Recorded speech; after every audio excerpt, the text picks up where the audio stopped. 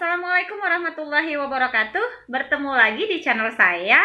Nah, hari ini saya akan sharing mengenai pengalaman saya dalam menjalani proses kuretase.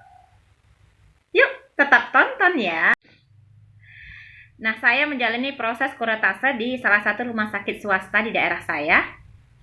Saat itu saya tiba di rumah sakit pukul 6 pagi. Begitu sampai, pihak rumah sakit melakukan persiapan dengan memasang infus. Kemudian dokter Objin membawa saya ke ruang USG.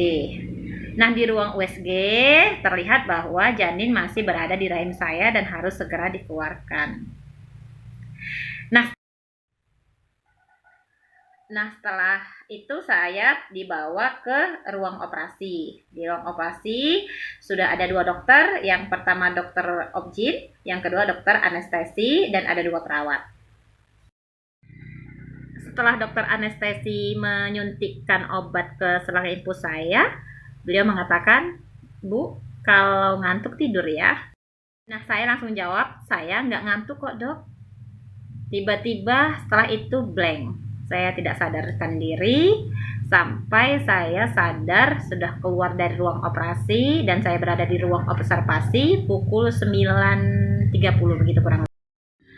Nah, setelah saya sadar, saya baru tahu bahwa saya ternyata dibius total selama proses operasi.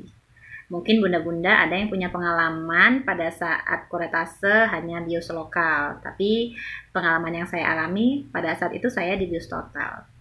Nah, alhamdulillah setelah proses sadar dari anestesi, saya tidak mengalami reaksi yang berlebihan. Saya hanya begitu sadar, terbuka mata, saya mencari suami saya dan memanggilnya. Itu pun dengan suara yang perlahan ya, tidak teriak, dan saya tidak mengalami mual atau pusing. Alhamdulillah begitu sadar saya dipindahkan ke ruang rawat inap. Alhamdulillah normal semuanya.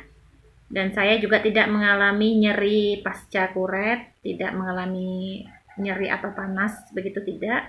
Alhamdulillah semuanya aman dan biasa-biasa saja. Hanya saja saya mengeluarkan darah seperti darah haid gitu ya, yang kental-kental gitu sampai selama 12 hari.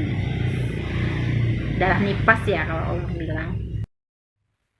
Nah, saya rawat inap di rumah sakit selama 24 jam karena itu saran dari dokter, karena ada beberapa obat lagi yang harus disuntikkan gitu. Saya yakin pada saat dokter memberikan saran dan itu adalah sudah pertimbangan medis dan kami menurutinya, dan keesokan harinya kami kembali ke rumah.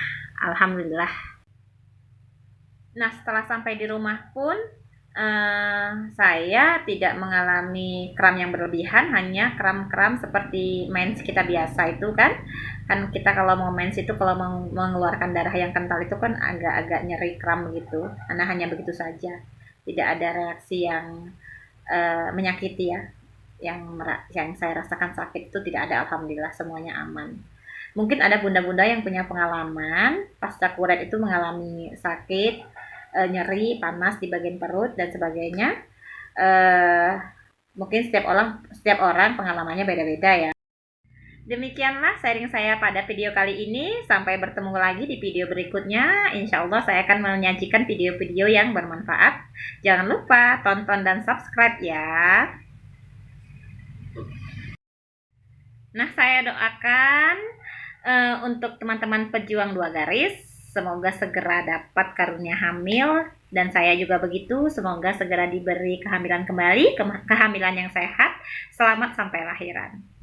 Assalamualaikum warahmatullahi wabarakatuh. Bye-bye.